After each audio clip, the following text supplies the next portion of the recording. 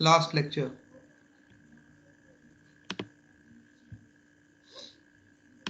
Previous lecture से related कोई भी क्वेश्चन हो।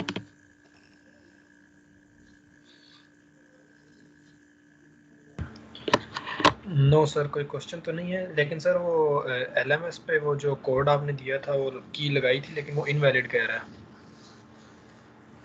अच्छा बेटा, मुझे तो वही की नजर आ रही है जो आपको मैंने भिजवाई थी। चलें आज मैं दोबारा देख लेता हूँ, अगर कोई डिफरेंस होगा तो फिर मैं आपको ग्रुप पे जो है ना, वो आपके जो ग्रुप है 40 का या CR को भेज दूँ, वो आपको बता देंगे। सर क्वेश्चन है मेरे। जी बोलें, क्या नाम है आपका? फहद। जी फहद, प्लीज बोलिए।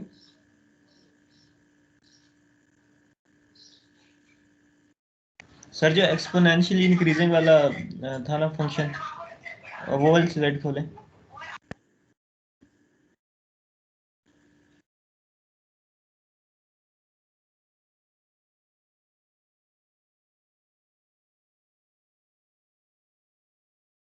ये वाली? Yes sir.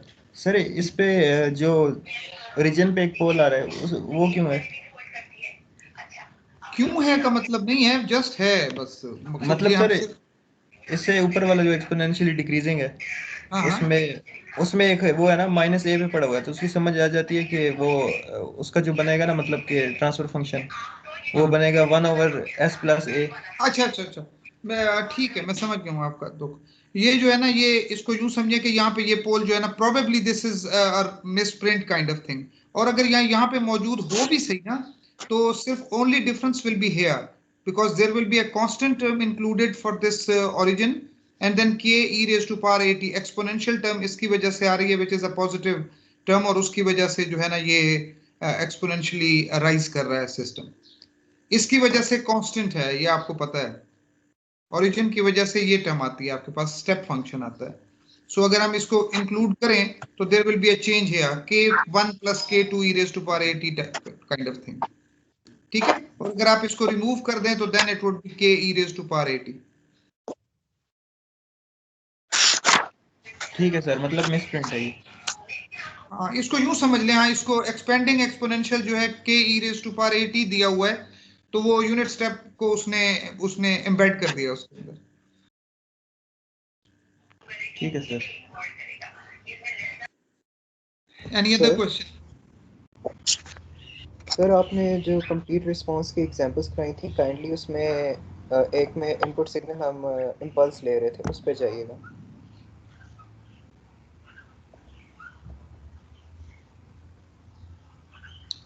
मेरा ख्याल है वो इस लेक्चर में नहीं है, और प्रीवियस लेक्चर मेरे सामने इस वक्त मौजूद नहीं है। क्यों, खैरियत है, क्या मसला है उसमें?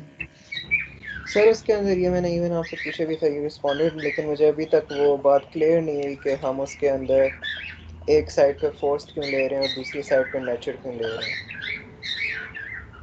एक साइड पे फोर्स और एक साइड पे नेचुरल? यानी कि सर वो किस बेसिस के ऊपर डिसाइड कर रहे हैं, उसके अंदर अभी मुझे इशू है। मेरा ख्याल है एग्जांपल थी TS = 10/s+4 वाली एग्जांपल थी। सर एक सेकंड में चेक करता हूं।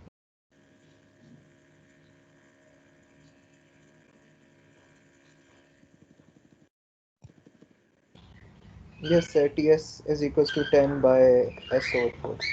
चलें, लेट्स डू इट अगेन, अगर आपको कोई कंफ्यूजन है तो दोबारा देख लेते हैं। सो TS was given as 10/s+4, and we were asked to get the complete response, where r of t was given as delta of t, and y of 0 was given as 0. Okay, so what we did, सबसे पहले तो हमने इसको y of s over r of s, that was equal to 10/s+4, and then जो भी multiplication हमने की उसके बाद हमें मिला s y of s plus 4 y of s, that's equal to 10 r of s। इसकी डिफरेंशियल इक्वेशन जो है that is d dt of y of t minus y of 0 plus, sorry यहाँ पे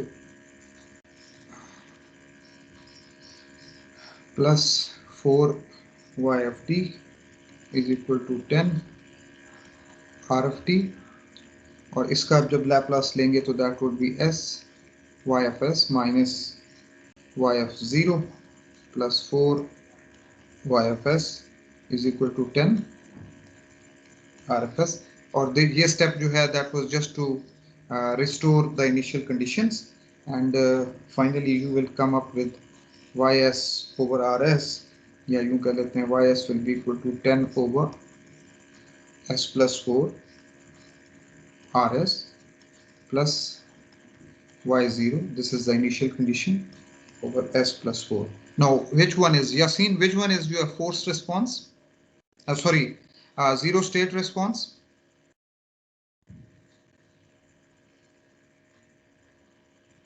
सर ये जो लेफ्ट साइड पे term है, left side ना कहें, the term with non zero input, ठीक है। So this is your zero state response and this portion is zero input. Agreed? Agreed sir. Okay, अच्छा अब हम चलते हैं आगे, और आगे चल के हम कहते हैं कि जीरो स्टेट रिस्पॉन्स अब हमें पता है, जीरो इनपुट रिस्पॉन्स हमें पता है। तो इस केस में अब हमारे पास क्या हो जाएगा, कंप्लीट रिस्पॉन्स हमारा क्या है, that is y of s is equal to 10 over s plus 4, r of s क्योंकि 1 है तो उसको छोड़ देते हैं, प्लस, और जब आपने इसको y of 0 divided by s plus 4 कर देता हूं मैं, ठीक है। This is your complete response, ठीक है। अच्छा अब बताइए कि फोर्स्ड रिस्पॉन्स क्या होना चाहिए और नेचुरल रिस्पॉन्स क्या होना चाहिए। फोर्स्ड रिस्पॉन्स कहां से आ रहा है?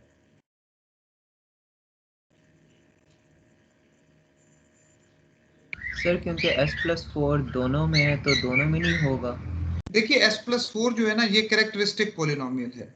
कैरेक्टरिस्टिक पॉलिनोमियल हर सूरत में जीरो इनपुट रिस्पॉन्स में तो कंप्लीट रहेगा, यहां पे जरूरी नहीं है, दैट डिपेंड्स कि आर एफ एस की वैल्यू क्या है।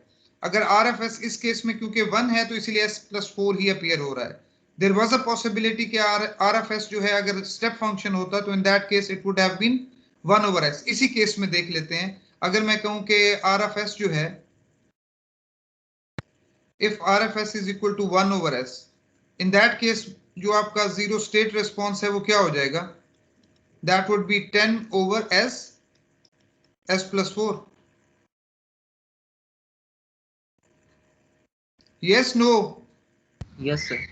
ठीक है, तो ये तो S plus 4 इस वजह से अपीयर हो रहा है बिकॉज आपके पास जो इनपुट आपकी है that is equal to 1, so that is the reason. लेकिन ये वाला पोर्शन है आपका जिसके अंदर कैरेक्टरिस्टिक पॉलिनोमियल कंप्लीटली और प्योरली अपीयर होता है इसके डिनोमिनेटर में, ये कैंसिल नहीं होता। यहाँ पे कैंसिलेशन के चांसेस हैं, यहाँ पे कैंसिलेशन के चांसेस नहीं है, जो आपका कंप्लीट रिस्पॉन्स में जीरो इनपुट कंपोनेंट आ रहा है। सो दैट्स द रीजन, जो जीरो इनपुट कंपोनेंट है आपका वो नेचुरल रिस्पॉन्स के साथ, ये फोर्स रिस्पॉन्स के साथ एसोसिएटेड है। This is your force response क्योंकि इनपुट के साथ है, इसके अंदर इनपुट है, इसके अंदर इनपुट नहीं है, ये इनिशियल कंडीशंस के साथ है, दैट्स योर नेचुरल रिस्पॉन्स। अच्छा सर क्वेश्चन है कि वो तो सारा आई अंडरस्टैंड, बट जीरो के साथ कुछ भी मल्टीप्लाई करें जीरो ही होता है, तो इफ वी अज्यूम कि वहां पर भी इस 1 में नेचुरल रिस्पॉन्स जीरो है ना, it was just to explain करने के लिए मैंने ये टर्म लिख दी थी, अदरवाइज तो ये जीरो है ना, खत्म होगी ना बात।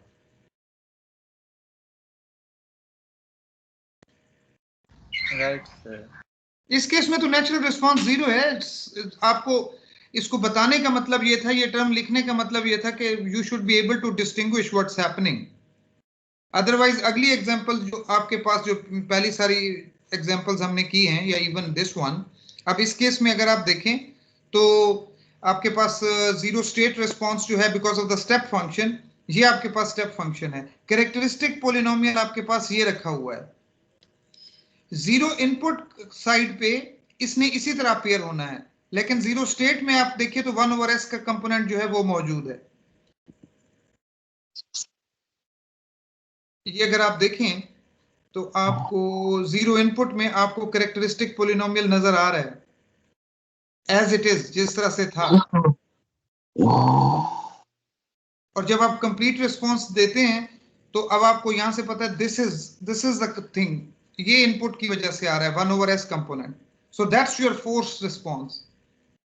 इसको कंबाइन किया है और फिर जो चीज फोर्स रिस्पॉन्स और जिसमें कैरेक्टरिस्टिक पोलिनोमियल नजर आ रहा है, s+1 और s+2 वाली टर्म्स आ रही हैं, ये आपका नेचुरल रिस्पॉन्स है, because that's coming from the zero input component. और ये जो चीज है वो यहां से आ रही है। अब देखिए यहाँ पे फोर्स रिस्पॉन्स में जरूरी नहीं है कि कैरेक्टरिस्टिक पोलिनोमियल नजर आ रहा हो, उसका कोई पोर्शन नजर आ रहा हो, नॉट नेसेसरीली। जबकि आपने ये वाली एग्जांपल अगर आपने देखी है तो इसमें आपके पास कैरेक्टरिस्टिक पोलिनोमियल नजर आ रहा है, but this is force response.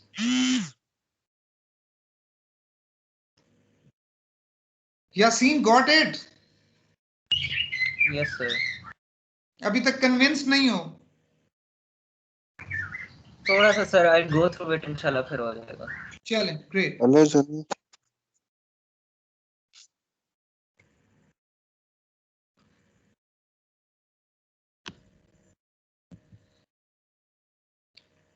Okay जी, लेट्स स्टार्ट। और प्लीज अपने माइक्स जो है ना, जो बंदा बात नहीं करना चाह रहा वो अपने माइक्स चेक कर लें, वो बंद कर दें, क्योंकि डिस्टर्बेंस फिर होती है। ओके जी, बिस्मिल्लाहिर्रहमानिर्रहीम। Today we are starting a new topic which is associated with stability. और स्टेबिलिटी के बारे में आप सिग्नल्स एंड सिस्टम्स में भी और डीएसपी में भी आप पढ़ आए हैं। सो कंट्रोल के पॉइंट ऑफ व्यू से अगर हम देखें तो हमारे पास देयर आर टू पर्सपेक्टिव्स जिनके और view points for evaluating stability in control systems, और the viewpoints are internal and external behaviors. Internal behavior includes the effect of all characteristic polynomial roots. So let's start internal or asymptotic stability. What is the definition for internal or asymptotic stability? That the zero input response decays to zero as time approaches infinity for all possible initial conditions. We know that zero input response जो है वो associated है initial conditions के साथ, ठीक है। So zero input response होता है polynomial in s with coefficients depending on initial conditions divided by the characteristic polynomial. So what we are saying कि अगर हमारा जीरो इनपुट रिस्पॉन्स जो है that is approaching infinity for all possible initial condition, then my system will be internally stable. And in this case, because we know now कि जो characteristic polynomial है वो purely appear हो रहा है इसके denominator में, input response के denominator में. So in this case, we can say that all of the characteristic polynomial roots influence the response. ठीक हो गई बात? ठीक है ना? जीरो इनपुट रिस्पॉन्स क्या होता है?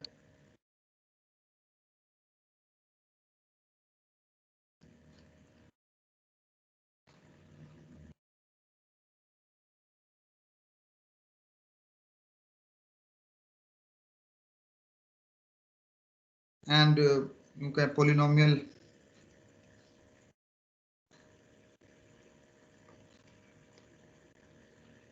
associated with initial conditions. ठीक है। सो इस बात का मतलब क्या हुआ? We can say that all the characteristic polynomial roots influence this response. और अगर हमने internal stability देखनी है तो फिर how can we ensure internal और asymptotic stability? किस तरह से हम कर सकते हैं, एश्योर कर सकते हैं कि जनाब हमारा सिस्टम जो है वो इंटरनली स्टेबल है या एसिम्प्टोटिकली स्टेबल है? यासीन? सर काइंडली रिपीट कीजिए। क्या चीज रिपीट करूं? क्वेश्चन सर आपका। ये लिखा हुआ है।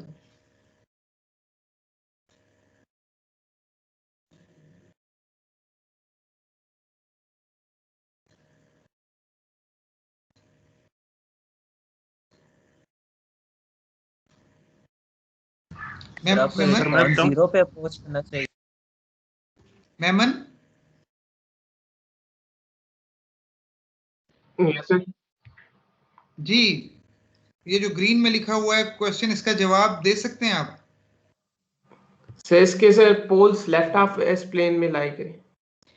ग्रेट, जबरदस्त। सो इस बात का मतलब ये है कि अगर तमाम कैरेक्टरिस्टिक पोलिनोमियल के जो रूट्स हैं, if they are located in the left half plane, then we will be seeing कि ये जो सिस्टम है हमारा वो अप्रोच कर रहा होगा इन्फिनिटी को for all possible initial conditions. Let's see, जो अभी आपने ओके सो पिछला शायद आपको याद हो, वाई पिछली ही एग्जांपल्स में हमने किया था, suppose something like that, zero input response था, that was equal to 8 over s plus 2 s plus 4। अच्छा जी, अगर मैं इसका एस प्लेन बनाना चाहूं तो किस तरह की चीज है?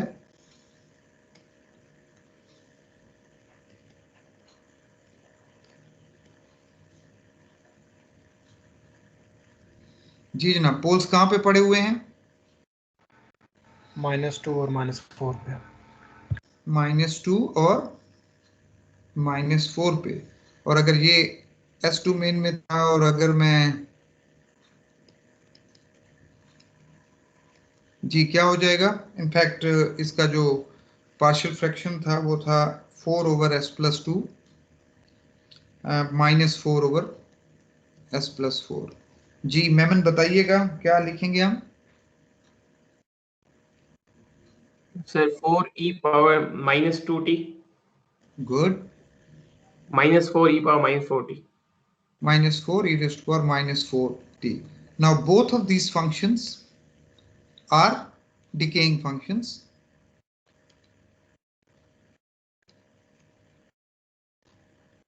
So as t approaches infinity, y0 input जो response है आपका, that would be approaching in a 0 as well. So the system is asymptotically stable or internally stable. So the system with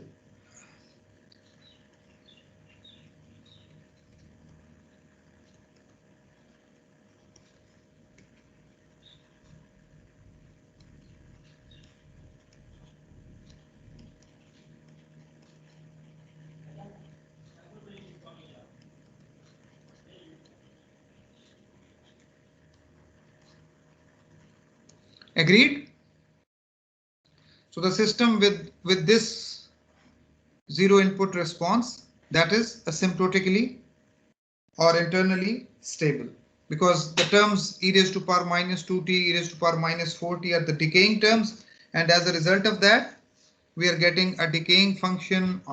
So it means the condition that the zero input response decays to 0 as time approaches infinity for all possible initial conditions, that is satisfied. So therefore we can say that the system is asymptotically or internally stable. Questions please?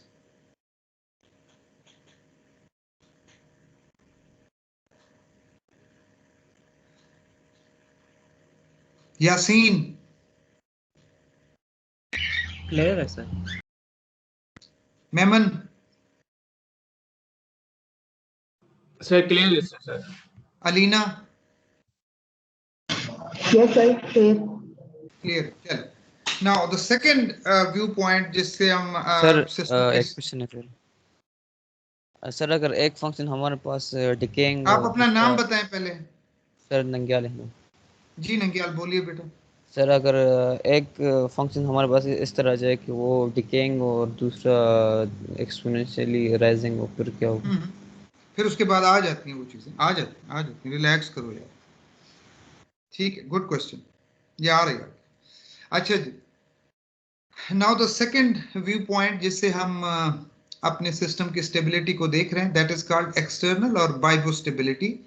The zero state response is bounded. That's the definition, that the zero state response is bounded as time approaches infinity for all bounded inputs. क्योंकि zero state response associated है आपकी input के साथ associated है, so now we are saying that for all the bounded inputs, the zero state response, if it is bounded, the system will be externally or bibo stable. Bibo का मतलब क्या है? Bounded input, bounded output. अच्छा, अब देखिए zero state response जो था वो आपका फोर्स रिस्पॉन्स में भी कंट्रीब्यूट कर रहा होता है और वो नेचुरल रिस्पॉन्स में भी कंट्रीब्यूट कर रहा होता है, ठीक है। सो इसको अलग-अलग करके देख लेते हैं। For bounded input the force response should be bounded. जरा देखिएगा, अगर आप अपने फोर्स रिस्पॉन्स को देखिए, ये आपके पास एक बाउंडेड इनपुट थी पिछली एग्जांपल में। अगर हम देखें एक आर ऑफ एस जो था that was equal to 7 over s plus 3, that was your input, ठीक है। is it bounded?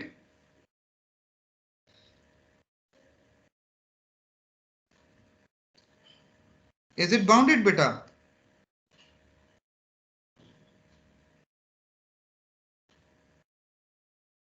Memon yes sir, bounded. क्यों, कैसे? नो सर, नहीं बाउंडेड, नहीं बाउंडेड।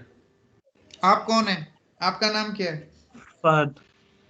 जी फहद, बाउंडेड है तो क्यों है और नहीं है तो क्यों नहीं है बेटा?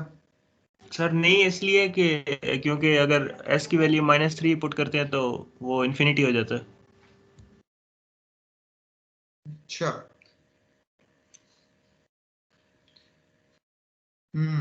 यासीन? सर बाउंडेड है। बाउंडेड है तो क्यों है? सर बिकॉज इसका रिस्पांस इन्फिनिटी पे जाके टाइम डोमेन में 0 हो रहा है। टाइम डोमेन की बात हो रही है, बाउंडेड उस सेंस में देखेंगे। सो आर एफ टी जो है इसका वो है 7 e raised to power minus 3t and this is a decaying function.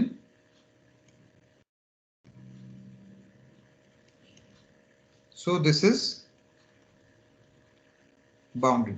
Fahad इधर नहीं देखना, टाइम डोमेन में देखना है बाउंडेड है या नहीं है। ये जो सारी आपको फिगर्स दिखाई थी ये टाइम डोमेन में है। ये जो आपको टाइम फंक्शन है ये ऊपर लिखा हुआ है, आंखें खोलें। ठीक है सर। ओके जी। सो इसका जो हमने फोर्स रिस्पॉन्स देखा था, इस इनपुट की वजह से जो हमें फोर्स रिस्पॉन्स मिला था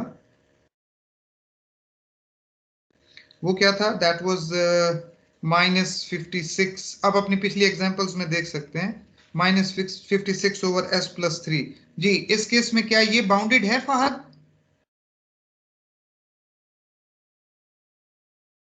यस सर, ये भी बाउंडेड है। किस वजह से बाउंडेड है?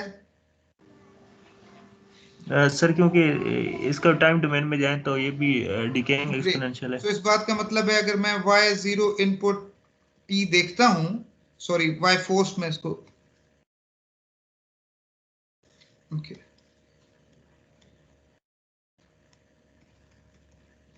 so that's equal to, that was in fact y forced. Okay, so that would be equal to -56 e raised to power -3t. Again it's a decaying function.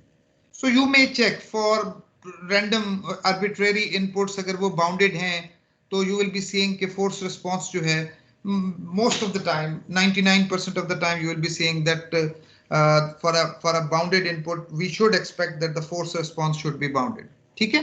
So it's decaying, it's bounded system. Agreed? So ये वाला component जो है ये तो clear हो गया कि जो zero state response को bounded हम देख रहे हैं for bounded inputs. So we are checking because zero state state response जो है that is contributing both to force response and natural response. So first we have seen the force response. Force response के लिए हमने देखा कि अगर इसको कोई bounded input दी जाए तो what happens to that, and we have concluded कि for every force response bounded input the force response will be bounded. Now अब दूसरी कंडीशन ये है कि नेचुरल रिस्पॉन्स भी बाउंडेड होना चाहिए। ये किस तरह से इंश्योर कर सकते हैं हम?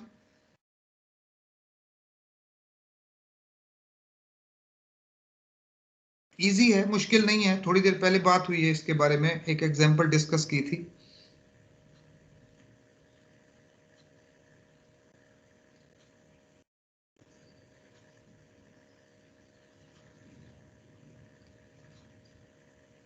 जी जनाब। मेमन सो गए हो? सर ये दोनों में सर कैरेक्टरिस्टिक पॉलिनोमियल आएगा तो डिकेइंग फंक्शन दोनों में ही आएगा तो सर जबरदस्त जबरदस्त, great. So the natural response जो है, नेचुरल रिस्पांस का जो आपका डिनोमिनेटर है that is characteristic polynomial as well. So इस बात का मतलब ये है कि अगर नेचुरल कैरेक्टरिस्टिक पोलिनोमियल के रूट्स जो हैं वो वहां पड़े हुए हों लेफ्ट हैंड साइड पे, तो इस बात का मतलब है कि आपकी बाइबो स्टेबिलिटी जो है वो आपको मिल जाएगी। सो if all the characteristic polynomial roots are at left hand plane, natural response will decay to zero and the system will be stable both asymptotically and bibo viewpoints. Bibo viewpoints के लिए यानी दो चीजें आपने देखनी है। एक तो सबसे इंपॉर्टेंट चीज ये है कि अगर आपके कैरेक्टरिस्टिक पोलिनोमियल के रूट्स जो हैं वो लेफ्ट हैंड साइड पे पड़े हुए हैं, तो एक चीज हमने देखी थी कि वो एसिम्प्टोटिकली स्टेबल है। बाइबो स्टेबिलिटी के लिए आपने देखना है कि आपका फोर्स रिस्पांस भी डिकेइंग है और आपका नेचुरल रिस्पांस भी डिकेइंग है। फोर्स रिस्पांस डिकेइंग करने के लिए क्योंकि बाइबो इटसेल्फ कह रहा है कि इनपुट बाउंडेड होगी तभी बाउंडेड आउटपुट आपको चाहिए। सो इस बात का मतलब यह है कि for bounded input we have seen that the force response is bounded and for the natural response to decay to zero, all the characteristic polynomial roots of the poles should be in the left half plane. So if this is the case, if left half plane में आपके roots पड़े हुए हैं या poles पड़े हुए हैं, so the system will be both asymptotically stable and bibo stable for bounded input. ठीक हो गई बात? Any questions?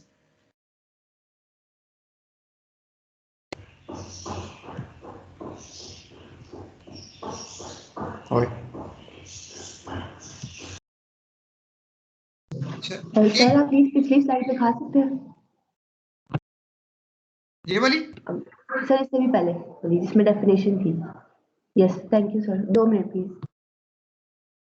आप कॉपी कर रही हैं? नहीं सर, वो मैंने थोड़ा सा मिस कर दिया था तो इस वजह से I was just like I wanted to get back to it. Thank you. अच्छा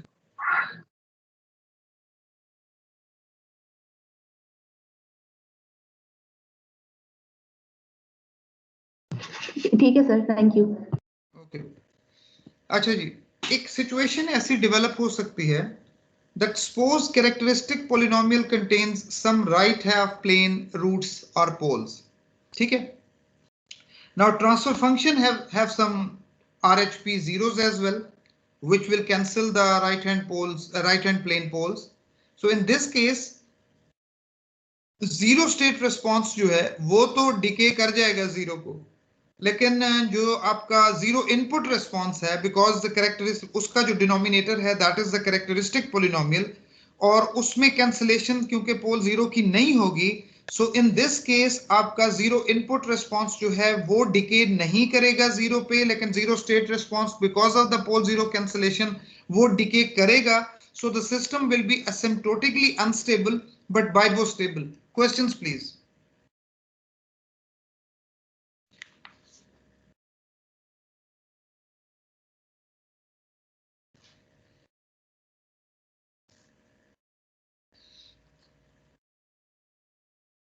समझ में आई है बात? नहीं सर। हैं जी? नहीं समझ आई सर। चलिए ठीक है, आई वॉज एक्सपेक्टिंग दिस, कोई ऐसा मसला नहीं है। So let's do some examples और उसमें ये चीज जो है ना ये क्लियर हो जाएगी। But in general for BIBO stability we will examine the zero state impulse response and for asymptotic stability we will examine the zero input response. So let's see this, ये जो हमने बात की थी इधर इसको हम जरा देखेंगे with example. So suppose I have this transfer function s plus 1 over s plus 2 into s plus 3. So partial fractions जब हम करते हैं तो we are getting this response 2 over s plus 3 minus 1 over s plus 2 and the zero input response is given as this one. Why? Is it correct? Wrong? और अगर correct है तो क्यों correct है और गलत है तो क्यों गलत है? Any questions regarding this? Any confusions? Queries? ये ठीक लिखा हुआ है?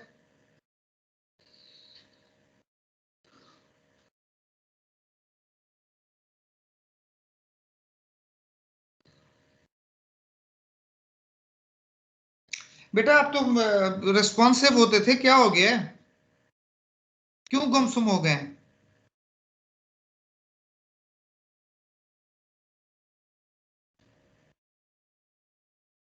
मेमन?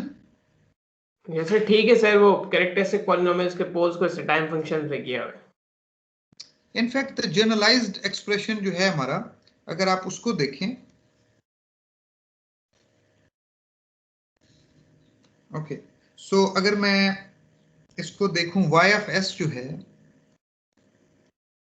y ऑफ s क्या होगा? y ऑफ s जनरली जो टर्म होती है that is t of s into r of s plus polynomial in s associated with initial conditions divided by characteristic polynomial. ऐसा है ना? Yes sir. यस ठीक sir. है, इस वक्त हम बात कर रहे हैं इस पोर्शन की। ये है मेरा zero input response. So what I am saying कि ये जो कैरेक्टरिस्टिक पोलिनोमियल के साथ जो टर्म्स हैं, ये कैरेक्टरिस्टिक पोलिनोमियल आपका रखा हुआ है s+2 s+3। So of course ये एज इट इज आ जाएगा और यहाँ पे कुछ टर्म्स आएंगी इन s जो कि एसोसिएटेड होंगी इनिशियल कंडीशंस के साथ। सो दैट्स व्हाई ये जो k1 और k2 हैं they can be found using those initial conditions. So इसलिए इसने generalized form में लिख दिया है। But once we come to the zero state response or zero state impulse response, what is zero state? This is zero state response. और why zero state impulse क्या होगा? When r of s is equal to 1. So अगर r of s is equal to 1 कर दें तो in this case ये जो आपका t of s है that would become as your y of s zero state, and as a result of that आपका जो zero state impulse time domain में हो जाएगा वो 2 e raised to power minus 3t minus e raised to power minus 2t. Agreed? Yes sir. Yes sir. Okay. और अगर इन दोनों cases में देखें, यानी कैरेक्टरिस्टिक पोलिनोमियल इधर भी मौजूद है, और क्योंकि जीरो स्टेट इनपुट और जीरो स्टेट रिस्पॉन्स में भी और जीरो इनपुट रिस्पॉन्स में भी, दोनों में अगर आप देखें आपके पास कैरेक्टरिस्टिक पोलिनोमियल के जो रूट्स हैं वो कहां पड़े हुए हैं? लेफ्ट हाफ एस प्लेन में सर।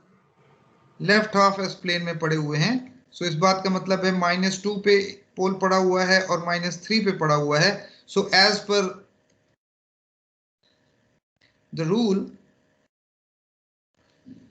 आपका जो सिस्टम है वो क्या हो जाएगा? System is both BIBO and asymptotically stable. Agreed? Yes sir. कोई कंफ्यूजन इस एग्जांपल से related? No sir. Okay, now let's see this. ये आपके पास एक और ट्रांसफर फंक्शन है, and when you do the partial fraction you will be getting this. So zero state response तो एज इट इज आ गया और जीरो इनपुट रिस्पांस भी आपको नजर आ रहा है। क्या कहते हैं आप लोग, सिस्टम स्टेबल है? No sir. Why not? इसका एक जो पोल है वो उस साइड पे है, right half s plane. Right half plane में रखा हुआ है। सो इस बात का मतलब ये है कि इस तरह की सिचुएशन है आपके पास। This is j omega axis, this is sigma S plane. Zero आपके पास कहां पड़ा हुआ है? s इज इक्वल टू 7 पे। So you have a zero at s is equal to 7, sigma is equal to 7 या s इज इक्वल टू 7।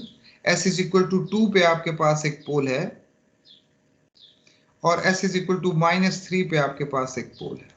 सो ये जो टर्म है आपकी, यानी अगर एक तो क्लियरली आपको नजर आ रहा है कि there is a pole in the right half plane, so the system will be both asymptotically and BIBO unstable. और दूसरी चीज आपको टाइम डोमेन के कॉन्टेक्स्ट में अगर आप देखें तो वो भी आपको नजर आ रही है, because you are getting a term e raised to power 2t which is an increasing function.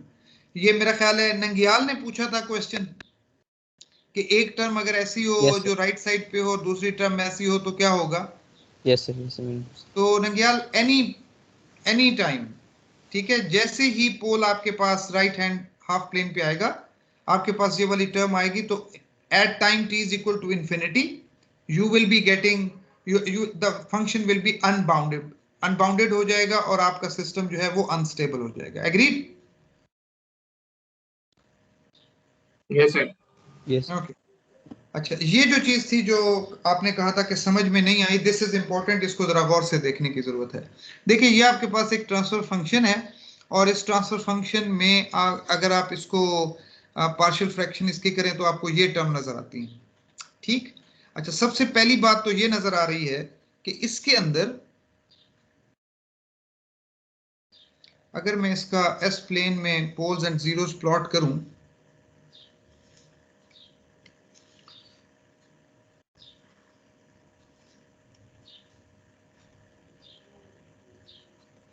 Okay जी, s इज इक्वल टू 2 पे आपके पास एक जीरो रखा हुआ है। Suppose this is my zero at s is equal to 2 and s is equal to -3 पे एक पोल है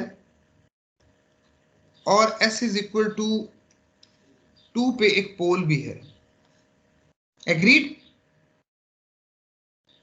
yes sir, yes sir. Yes, sir. Okay, so इस बात का मतलब ये है कि अगर तो मैं इसका जीरो स्टेट रिस्पॉन्स और जीरो इनपुट रिस्पॉन्स के कॉन्टेक्स्ट में मैं इसको देखूं तो जीरो इनपुट रिस्पॉन्स में तो characteristic polynomial as it is आता है, बिकॉज वी हैव सीन, ये है मेरी सिचुएशन, जनरलाइज्ड इंप्रेशन तो मेरे पास ये है।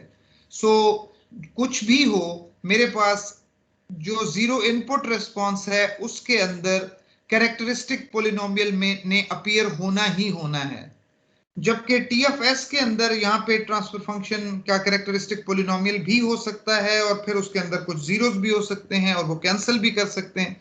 सो इस केस में अगर आप देखें तो जीरो स्टेट कंपोनेंट में ये सिचुएशन है, जबकि जीरो इनपुट कंपोनेंट में ये सिचुएशन नहीं होगी, बिकॉज आपके पास characteristic polynomial as it is आएगा आपके जीरो इनपुट रिस्पॉन्स में। जो कुछ मैं कह रहा हूं ये बात हर्फ बहर्फ आप लोगों के दिमाग में जानी चाहिए। कैरेक्टरिस्टिक पोलिनोमियल में जो है जीरो इनपुट रिस्पॉन्स में वो प्योरली अवेलेबल है at the denominator, but there is a possibility कि आपका ट्रांसफर फंक्शन में पोल्स एंड जीरोस जो है वो कैंसल आउट हो जाएं, which is contributing in the zero state response. So that was written here, ये चीज लिखी हुई थी। Suppose characteristic polynomial contains some right hand plane roots और poles and transfer function has some right hand plane zeros as well, so which will cancel all the right hand plane poles. So in this case zero state response will decay to zero and the system will be asymptotically unstable but bipostable. आवाज आ रही है मेरी? Yes sir. Okay, क्योंकि net यहाँ पे light गई है तो देयर इज अ पॉसिबिलिटी कि थोड़ी देर के लिए आवाज मेरी जो है वो बंद हो जाए। जी जनाब, ये चीज क्लियर हुई है? सर दोबारा रिपीट करें, इंटरनेट चली गई तो आपने कहा था कि डिनोमिनेटर में प्योरली क्या अवेलेबल होगा? Zero state. आप पहले अपना नाम बताएं। सर नंग्याल अहमद। जी नंग्याल अहमद जी, क्वेश्चन आपका क्या है, बोलें। सर आपने कहा था कि डिनोमिनेटर में क्या प्योरली अवेलेबल होगा? जीरो स्टेट में। वो जीरो स्टेट में प्योरली अवेलेबल होगा या जीरो? बेटा ये पिछले 2 हफ्तों से हम यही चीजें डिस्कस कर रहे हैं बेटा। ये जीरो इनपुट रिस्पांस में कैरेक्टरिस्टिक पोलिनोमियल जो है ये बैठा हुआ है।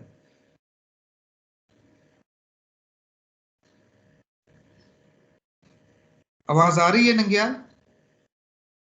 यस सर सही क्लियर। ठीक है ना? Characteristic polynomial zero input response में प्योरली अवेलेबल है in its original form in the denominator of the zero input response.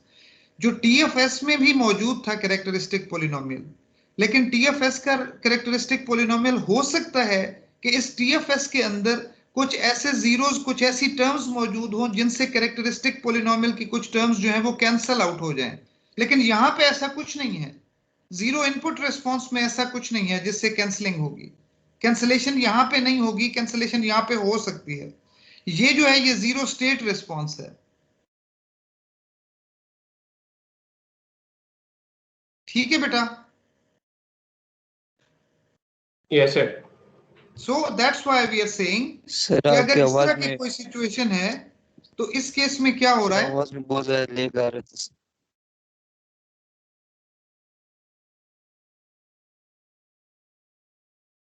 Memon मेरी आवाज आ रही है बेटा? यस सर, क्लियर आ रही है सर। ओके नंग्याल, गॉट इट कि क्या सिचुएशन क्या है कि जीरो इनपुट रिस्पांस में ये इसी तरह से कैरेक्टरिस्टिक पोलिनोमियल मौजूद रहेगा, लेकिन जीरो स्टेट रिस्पांस में ये कैंसिलेशन हो जाएगी।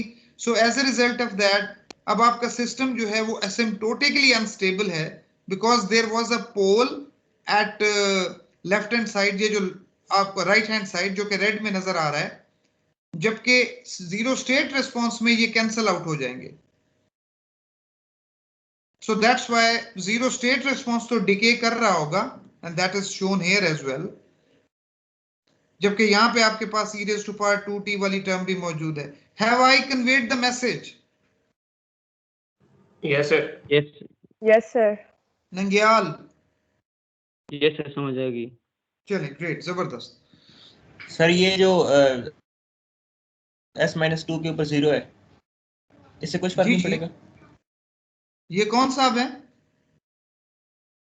सर फहद बोल रहा हूँ। फहद, ये सारी स्टोरी तो सुनाते रहे हैं जी। मेमन बताइए, इनका क्वेश्चन जो है सुनिए और फिर इनको एक्सप्लेन करें जरा। सर वो थोड़ा नेट लैग कर रहा था। कोई बात नहीं, कोई बात नहीं जी। फहद आप अपना क्वेश्चन रिपीट करें, मेमन आपको समझाते हैं, फिर रिपीट करते हैं मेमन जी। फहद बोलिए। सर मैं ये कह रहा था कि ये जो पोल है ना s=2 पे, इसकी जो टर्म है इसके ऊपर 0 आ रहा है ना, तो ये ओवरऑल 0 हो जाना चाहिए, तो उसको कुछ उससे फर्क होना चाहिए। जी मेमन, आपको समझ आया है क्या पूछ रहे हैं फहद? यस सर, ये जो राइट हैंड साइड पे पोल है सर, इसकी वजह से एसिम्प्टोटिक अनस्टेबल हो जाएगा, लेकिन सर बीपो स्टेबल ही रहेगा, क्योंकि सर वो जीरो इनपुट में उसका प्योरली अवेलेबल होगा कैसे कैरेक्टरिस्टिक पॉइंट। फहद क्लियर हुई है बात?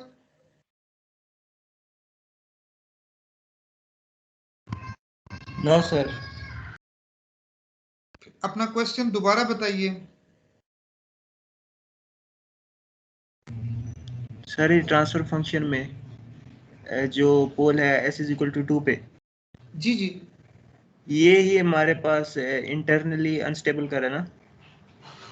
जी बेटा, जो इंटरनली अनस्टेबल यही कर रहा है, बिल्कुल ठीक कह रहे हैं आप। देखिए ये आपको लेकिन ये टर्म 0 है ना, टोटल ये टर्म तो 0 होगी है, मैं ये कहना चाह रहा हूँ। ये वाली टर्म इसकी बात कर रहे हैं? यस सर, बिल्कुल ये वाली टर्म 0 होगी है ना मेरा बेटा। ये जस्ट पार्शियल फ्रैक्शन उसकी हुई है। जब आप जीरो स्टेट रिस्पांस और zero input response find out करेंगे तो जीरो इनपुट रिस्पांस में आपके पास ये दोनों टर्म्स आ रही होंगी। जरा करके देख लो ना बेटा, बार बार तो यही चीज रिपीट करते आ रहे हैं, पिछला पूरा हफ्ता जो है हम इसी चीज को रिपीट करते रहे। सो ये जो K1 और K2 हैं, ये आपकी इनिशियल कंडीशन से ये वैल्यू आ रही हैं, जबकि जीरो स्टेट रिस्पांस में ये चीज कैंसल आउट हो जाएगी। s-2, the pole at s=2 will be cancelled with 0 at s=2, so that's why you are only getting this term. So that's the reason कि जीरो स्टेट इंपल्स रिस्पांस में आपके पास 2e⁻³ term है, which is a decaying term. So इसी वजह से हम कह रहे हैं कि ये बाइबो स्टेबल है। कौन सी इनपुट दी थी इसको? इंपल्स दिया था। इंपल्स क्या होता है? r(s)=1 होता है। This is bounded. सो जब बाउंडेड इनपुट इसको दी है तो बाइबो स्टेबल टर्म आपको मिल रही है, जबकि जीरो इनपुट रिस्पांस में सिर्फ आपने ये देखना है कि कोई पोल तो आपका उधर नहीं पड़ा हुआ, क्योंकि characteristic polynomial as it is आपके डिनोमिनेटर में आ रहा है। जीरो इनपुट रिस्पांस में there is no cancellation there in zero input response, so that's why आपके पास एक पोल जो है वो राइट हैंड साइड पे पड़ा हुआ होता है जीरो इनपुट रिस्पांस में, एंड दैट्स द रीजन कि आपका जीरो इनपुट रिस्पांस जो है वो अनस्टेबल है। सॉरी, अपना अनस्टेबल कहना चाहिए या राइजिंग कहना चाहिए, जिसकी वजह से, या अनबाउंडेड कहना चाहिए, जिसकी वजह से आपका एसिम्प्टोटिकली या इंटरनली आप अनस्टेबल हो रहे हैं। Have I answered the question? जी सर। Okay, great. अच्छा, so अब आप इन चीजों को देखें। जब भी आपके पास, जरा देखें, अभी उसी चीज को हम दोबारा से टाइम ट्रांसफर फंक्शन और टाइम रिस्पांस और स्टेबिलिटी के कॉन्टेक्स्ट में उन्हीं फिगर्स को दोबारा देखते हैं। तो देखिए, जब भी आपके पास पोल्स जो हैं, देखिए यहाँ पे आपके पास एक सिंगल पोल, रियल पोल पड़ा हुआ है, ये आपके पास कॉम्प्लेक्स कॉन्जुगेट पेयर है पोल्स का, और ये आपके पास डबल पोल है, but all the poles are on the left hand side. जब भी लेफ्ट हैंड साइड पे आपके पास पोल पड़े होंगे, both the zero input response and the zero state response will be bounded या decaying, and as a result of that आपका system जो है वो स्टेबल होंगे। चाहे आप इंटरनल स्टेबिलिटी के कॉन्टेक्स्ट में इस रिस्पांस को देखें, या आप एक्सटर्नल बाइबोस्टेबिलिटी के कॉन्टेक्स्ट में देखें तो आपको ये दोनों केसेस में आपको स्टेबल नजर आएंगे, बिकॉज आपके पोल्स जो हैं वो लेफ्ट हैंड साइड पे पड़े हुए हैं। Agreed? Yes sir. Okay great. अच्छा, इस तरह से इधर देखें अगर हम, तो यहाँ पे आपके पास पोल जो हैं वो राइट हैंड साइड पे पड़े हुए हैं, चाहे वो रियल पोल है, चाहे वो कॉम्प्लेक्स कॉन्जुगेट पेयर है, या वो डबल रूट है, या डबल पोल्स हैं। इन तीनों केसेस में अगर आप देखें तो आपका जो सिस्टम है, जो आपका टाइम रिस्पॉन्स है फंक्शन का, वो क्या है? वो राइजिंग है, वो अनबाउंडेड है। So as a result of that what's happening both in BIBO's के कॉन्टेक्स्ट में या सिम्प्टोटिक और इंटरनल स्टेबिलिटी के कॉन्टेक्स्ट में सिस्टम जो है आपका अनस्टेबल है। So the poles are on the left hand side, the system is stable. If the poles are on the right hand side, the system is unstable. चाहे वो double pole है, triple पोल है, जितने भी पड़े हुए हैं वो आपको अनस्टेबल कर रहे हैं इस केस में कि राइट हैंड साइड पे मौजूद है। कन्विंस्ड? Yes sir. ओके। और इस केस में अगर आप देखें, इमेजिनरी एक्सिस पे अगर आपके पास पोल्स जो हैं वो पड़े हुए हैं, डबल पोल्स अगर आपके पास मौजूद हैं इमेजिनरी एक्सिस पे, तो इन दैट केस क्या सिचुएशन होनी चाहिए?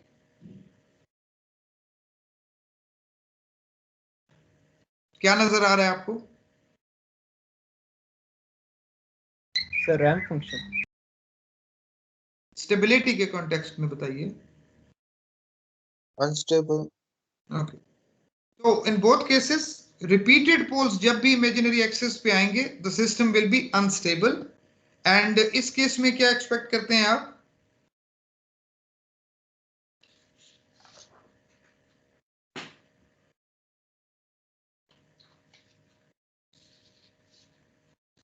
Sir stable.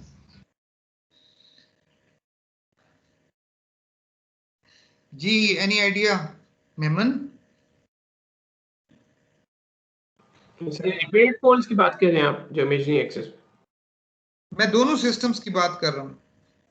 दोनों केसेस में आप क्या समझते हैं कि आपकी जो सिस्टम है ये बाउंडेड है या अनबाउंडेड है? जो रिस्पॉन्स है सर अनबाउंडेड। अनबाउंडेड है। सर बाउंडेड नहीं सर सर इंटरनली अनबाउंडेड है और इंटरनली अनस्टेबल है और एक्सटर्नली स्टेबल है। चलें जी, ये देख लेते हैं। In both cases we have simple poles और single poles on the imaginary axis and the system is called marginally stable, unstable या मार्जिनली स्टेबल। वजह क्या है? वजह यह है कि अगर मैं कहूं, बिकॉज डिफरेंट इनपुट्स के लिए, यानी जीरो स्टेट रिस्पॉन्स जो है वो बाउंडेड भी हो सकता है और अनबाउंडेड भी हो सकता है। सो अब देखते हैं कि क्या सिचुएशन है। सपोज मैं कहता हूं कि this is the system, this is the system. So T of S क्या हो जाएगा इस केस में बेटा? जी जनाब, T of S 1/s sir. 1/s।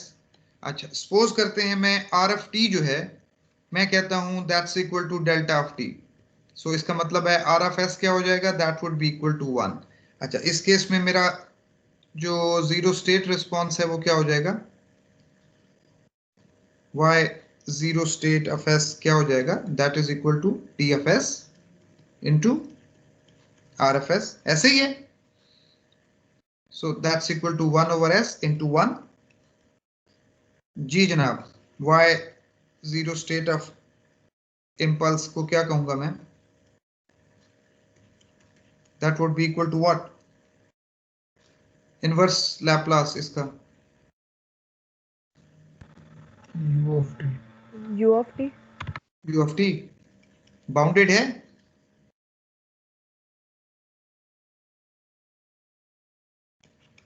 सो इस बात का मतलब है कि इस इनपुट के लिए ये वाला सिस्टम जो है ये बाइबोस्टेबल है। लेकिन अगर मैं इसी सिस्टम के लिए अगर मैं कहूं कि टी एफ एस जो है that is equal to 1/s and R F T is equal to u of t, so R F S क्या हो जाएगा? That would be equal to 1/s। और इस केस में मेरा y जीरो स्टेट जो है वो क्या हो जाएगा?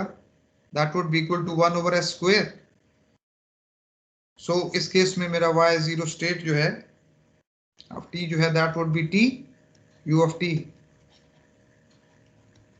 Bounded. No, sir. No, so it's unbounded.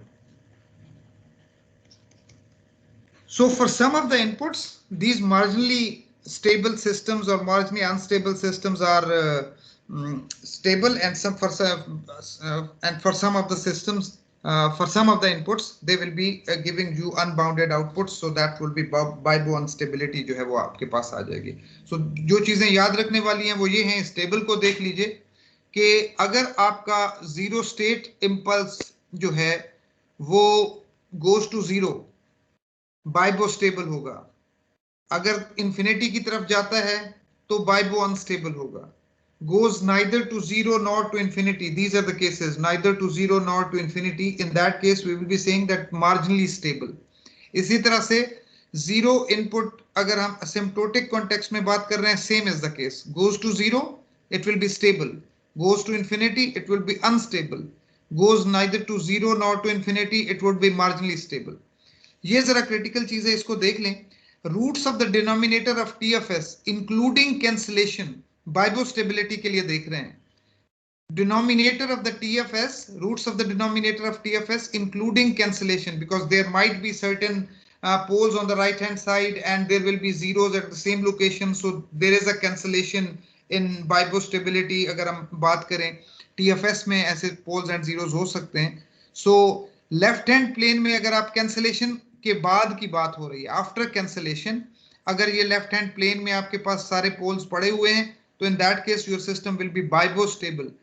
At least one right hand plane अगर आपके पास कोई पोल पड़ा हुआ है या रिपीटेड पोल पड़ा हुआ है इमेजिनरी एक्सिस पे, इन that case the system will be unstable. और अगर मार्जिनली स्टेबल होगा सिंपल इमेजिनरी एक्सिस पे पड़ा हो. ये अभी थोड़ी देर पहले हमने एग्जांपल देखी है. Similarly denominator of the TFS, क्या चीज होता है denominator of the TFS excluding cancellation?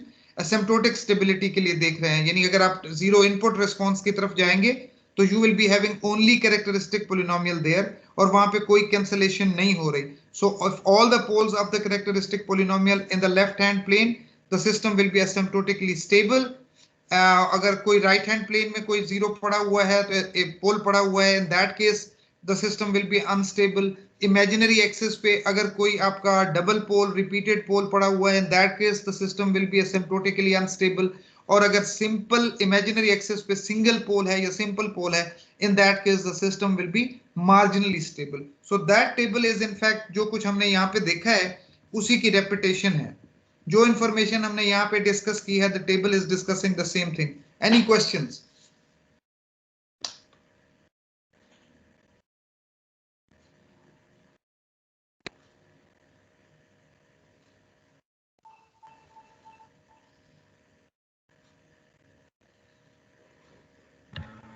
No, sir. No question, sir. Okay, मैं इसको यहाँ पे रोकता हूँ बिकॉज वीडियो की लेंथ जो है ना वो बड़ी हो जाती है और फिर वो LMS पे अपलोड नहीं हो पाती. तो मैं रिकॉर्डिंग स्टॉप करके 5 मिनट की ब्रेक कर लेते हैं